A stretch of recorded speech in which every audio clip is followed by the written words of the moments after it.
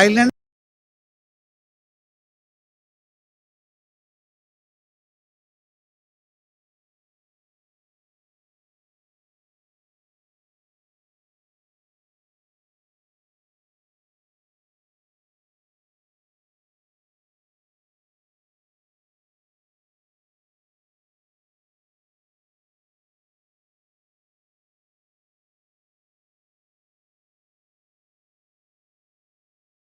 হাড্ডি নাই, শুধু গোস্ত আর চামড়া ঝুলে আছে। অনেকে প্যারালাইজড হয়ে গেছে, অনেকের বডি শুকিয়ে গেছে। একটা ছেলে, তার বাবা এসে বলল যে আমার একমাত্র ছেলে খুবই খারাপ অবস্থা, না দেখে যাবেন না। ওখানে একটা হাসপাতালের 7, 8 এবং 9 তলা পুরোপুরিভাবেই এ রোগীদের জন্যই নেওয়া হয়েছে। সরকারের দায়িত্বভার গ্রহণ করেছে, ইন্টিরিম সরকারের সময় তাদেরকে প্রেরণ করা হয়েছে। এমবেসি থেকে লোকও নিয়োগ আছে, কিন্তু এই লোকরা তো চাইলেও কিছু করতে পারবে না। এমন কিছু কেস আছে, এগুলার কোনো জবাব নাই। এমন কিছু ঘটনা আছে, এগুলার কোনো রিমিডি নাই। তারা কিন্তু এই অবস্থায় হয়তো দেশে ফিরবে। এর মাঝে একজন, সে বলল যে 1 সপ্তাহের ভিতরে আমার এই পাটা কেটে ফেলবে। একেবারে ক্লাস 9-এর ছেলে বলেই সে কেঁদে দিল। কিছু করার নাই। আমরা তাদেরকে শুধু সান্ত্বনা দিতে গিয়েছিলাম, তাদের কষ্ট আমরা ভাগাভাগি করতে গিয়েছিলাম, তাদেরকে এবং তাদের আত্মীয় স্বজনকে আমরা সান্ত্বনা দিতে গিয়েছিলাম। আমরা মনে করি রাষ্ট্রের অনেক দায় আছে, তাদের চিকিৎসা এবং পরবর্তী পর্যায়ে তাদের কাউন্সিলিংয়ের জন্য সরকারকে উদ্যোগ নিতে হবে, সাইকোথেরাপি দিতে হবে। শুধু যে আহত হয়েছে তাকে না, গোটা পরিবার ট্রমাটাইজড, গোটা পরিবারকেই সাইকোথেরাপি দেওয়া লাগে। অনেকে এখনো ঘুমাইতে পারে না, সারা রাত সারাদিন সজাগ, ছটফট করে বিছনার মধ্যে। আমরা সেই দেশের যারা চিকিৎসা সেবায় নিয়োজিত তাদের সাথে কথা বলেছি, তাদেরকে আমরা খুবই আন্তরিক পেয়েছি। আমরা অনুরোধ করেছি যে তাদের সবটুকু দিয়ে যেন আমাদের এই কষ্টে থাকা লোকগুলোকে তারা সেবা দেন। আর আমাদের সরকারকে আমরা অনুরোধ করব, তারা এবং আরও যারা বাকি আছে তাদের দায় আমাদেরকে নিতে হবে, সরকারকে নিতে হবে। তাদের সুচিকিৎসা সর্বোচ্চ যেটা সম্ভব এটা নিশ্চিত করতে হবে। 3টা কেস আছে, এটা ব্যাংককে চিকিৎসা হবে না, তাদেরকে অন্য দেশে পাঠাতে হবে, ওখানে ওই চিকিৎসা নাই। এটা বড় মাপের নার্ভ ইনজুরি, তাদেরকে মিনিমাম সিঙ্গাপুরে পাঠানো লাগবে। আমরা সরকারের সাথে এই নিয়ে কথা বলবো ইনশাআল্লাহ। তা আপনারা দোয়া করবেন। আর আমরা যেখানে গিয়েছি 2টা আওয়াজ খুব মজবুত ছিল। আমরা প্রবাসীদের সাথে যখন বসেছি, তারা বলেছে আমাদের অনেক প্রবলেম আছে, কিন্তু আমাদের একটা দাবি খুবই জোরালো, এটা হলো গণভোটের রায় যেন বাস্তবায়ন হয়। আমরা ভোট দিয়েছি, আমরা যেন আমাদের ভোটের মূল্যায়ন হয়েছে এটা আমরা দেখতে পাই।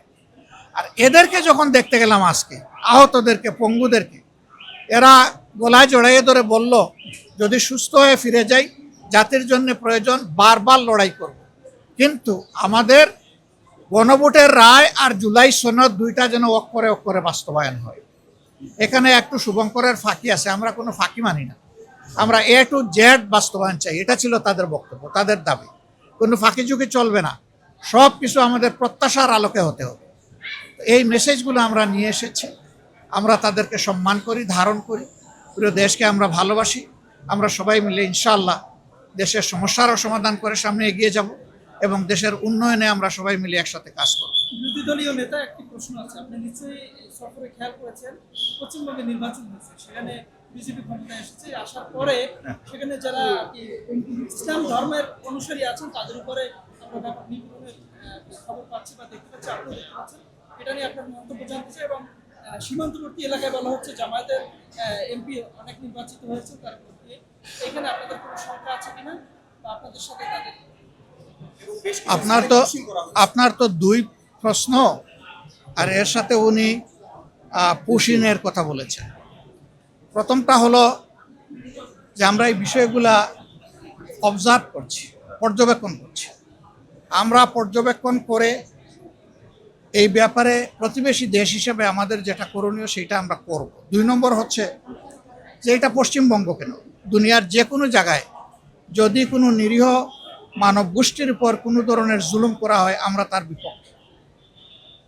এটা যদি এমনও হয় যে এমন কোনো দেশ আছে, গোষ্ঠী আছে যাদেরকে আমরা ভালোবাসি না, যারা আমাদের ক্ষতি করেছে, কিন্তু এখন তারা মজলুম, এই মজলুম যেখানে গেছে আমরা মজলুমের পক্ষে, এটাই আমাদের অবস্থান পরিষ্কার। 2 নম্বর হচ্ছে ইসলাম ধর্মকে সেখানে আইডেন্টিফাই আলাদা করা হবে কেন? তাদের দেশের তো সংবিধান হলো ধর্মনিরপেক্ষ সংবিধান। সেই দেশে সকল ধর্মের মানুষের তার ধর্মীয় অধিকার, তার নাগরিক অধিকার ভোগ করার পূর্ণ এখতিয়ার আছে।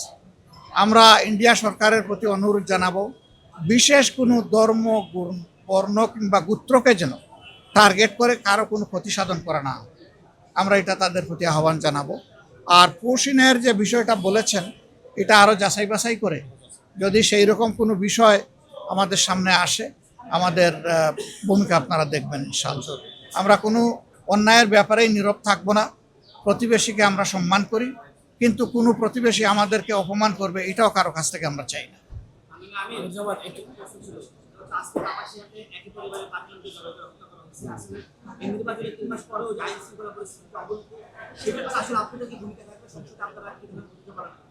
সংসদ তো 1 মাস পরে হবে, এখন কি বসে থাকবো আমরা? না, এখনো আমরা এই সমস্ত বিষয়ে অবশ্যই জনসচেতনতা, প্রতিবাদ এবং সরকারকে তার দায়িত্ব পালনের জন্য আমরা চাপ দেবো। এটা আমাদের দায়িত্ব। সরকার এখন বেশি বেশি পলিটিসাইজ হয়ে গেছে। এখন পলিটিক্যাল জায়গাগুলো দখল করার কাজে ব্যস্ত থাকলে তো এই সময় হবে না। এই সময় দেশের মানুষের নিরাপত্তাকে আগে নিশ্চিত করতে হবে। তা আমরা সরকারের প্রতি আহ্বান জানাবো, এখানে হলো 5 জন, তারপরে আরও কোন জায়গায় জানি, এটা বোধহয় ইয়েতে এই নোয়াগাঁয় হলো 4 জন, চিটাঙ্গেলেও 3 জন, সব গলা কাটা। এগুলা কি? এরা কারা? কারা এগুলা করে পালিয়ে যায়? কোথায় যায়? কার লোক? কে শেল্টার দেয়? এগুলো অবশ্যই খুঁজে বের করতে হবে। এগুলা না হয় ফেসবুকে মানে যুদ্ধ চালাইলে তো হবে না। ফেসবুকের যুদ্ধ বাদ দিয়ে কালপিটদের বিরুদ্ধে এখন যুদ্ধে নামতে হবে সব। সেটাই আমরা চাই। ধন্যবাদ ভাই আপনাদেরকে। গত কয়েকদিনে দ্রব্য মূল্যের দাম যে হারে বেড়েছে, বিশেষ করে জ্বালানি থেকে শুরু করে এখন পর্যন্ত প্রতিনিয়ত দ্রব্যমূল্যের দাম বাড়ছে। বিরোধী দল হিসেবে জনগণ আপনাদের কাছ থেকে কিছু প্রত্যাশা করে, সেই জায়গা থেকে আসলে আপনাদের করণীয়টা? আমি ভাই আসলে বাস্তব দেখে পদক্ষেপ নেওয়ার মানুষ। আমি মানে এখানে নেমেই নিয়ত করেছি সম্ভব হলে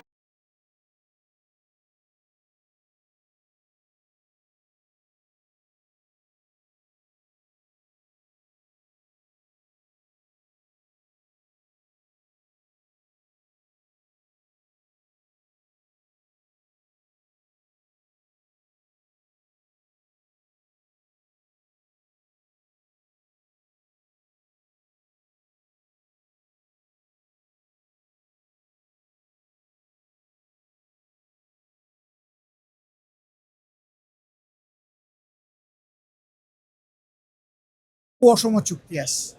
আমরা সবগুলা চুক্তিকে বাস্তবতার আলোকেই দেখার পক্ষে। ধন্যবাদ আপনাদের।